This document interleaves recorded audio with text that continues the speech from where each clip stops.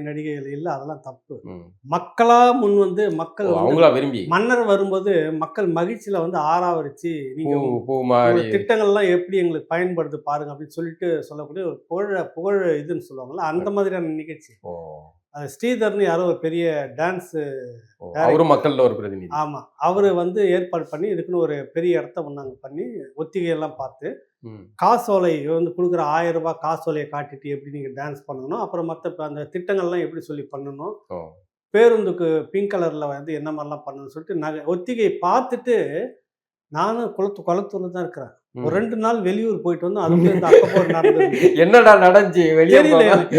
நான் தினமும் அந்த வழியா தான் வாக்கிங் போறேன். கொளத்தூர சிங்கப்பூரா மாத்திட்டாங்களா? தெரியல நான் அங்க இருக்கும்போது அந்த நிகழ்ச்சி பார்த்தேன். அ. கொளத்தூர்ல முதலமைச்சர் ஸ்டாலின் வந்து, "ஏய் நான் இல்லாதப்ப நடந்தது, இருந்தா கூட நான் கண்குளிர பார்த்திருப்பேன். நான் ஒரு பெரிய பாவியா ஆயிட்டேன். எவ்வளவு பெரிய இத இழந்துட்டீங்க நீங்க. பாவி ஆயிட்டேன்." புரியுதுல உங்களுக்கு? இது என்னடா இது இப்படி இருக்காங்களா நம்ம தொகுதி மக்கள்? ஒரு முகம் கூட எனக்கு தெரிஞ்சது இல்ல. நான் கிட்டத்தட்ட அங்க இருக்கிற 10 வருஷமா எல்லா ஏரியாவும் சுத்திட்டு வந்துட்டு இருக்கிறேன். ம். எங்க இருந்துடா புடிச்சிருப்பாங்க இந்த மக்கள் எல்லாம் என்னன்னு பார்த்தா, மக்கள் மகிழ்ச்சியில ஆரவாரம்னு அவங்களா டைட்டில் போட்டுக்கிறாங்க.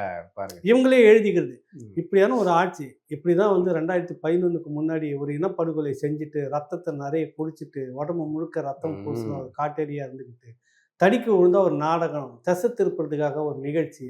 இந்த பக்கம் காட்டுனா செம்மொழி, இந்த பக்கம் கேட்டா அந்த மொழி, இது ஒண்ணு விழா அவ்வளோ நடந்த பிறகு எவ்வளவு துணிச்சலா வந்து வம்படியா செம்மொழி மாநாடு நடத்தினாருங்க. இல்ல அது அந்த எதிர் காலகட்டத்துல எல்லாருமே சொன்னாங்க. ம். இலக்கியங்கள்லே வந்துட்டு சங்க இலக்கியங்களே ஒருத்தர் சொன்னாரு, மீச ஆமா. வச்சுங்கிறவரு. சங்க இலக்கியங்களே வந்துட்டு ஒரு வீட்ல வந்து இழவு இருந்தா, மறு வீட்ல திருமணம் நடந்ததுக்கான ஆதாரங்கள்லாம் இருக்குது. ம். உன் வீட்ல நடந்தா விடுவீங்களான்றது தான் இன்னைக்கு வச்ச ம். நம்ம கேள்வி இருக்கட்டும். அந்த மாரி நிகழ்ச்சிய நடத்திக்கிட்டு, விழானே நடத்திக்கிட்டே இருந்தாங்க. தடுக்கி விழுந்தா இன்னைக்கு எழுந்தோனே பார்த்தீங்கன்னா, இந்த இடத்துல விழா, இந்த இடத்துல பாராட்டு விழா, அந்த நிலையை நோக்கி நகர்ந்துட்டு இருக்குது. 11க்கு பிறகு என்ன ஆச்சுன்னு ஒரு கேள்வி இருக்குதுல்ல. அந்த நிலை உங்களுக்கு வருமான்னு யோசிச்சுக்கங்க.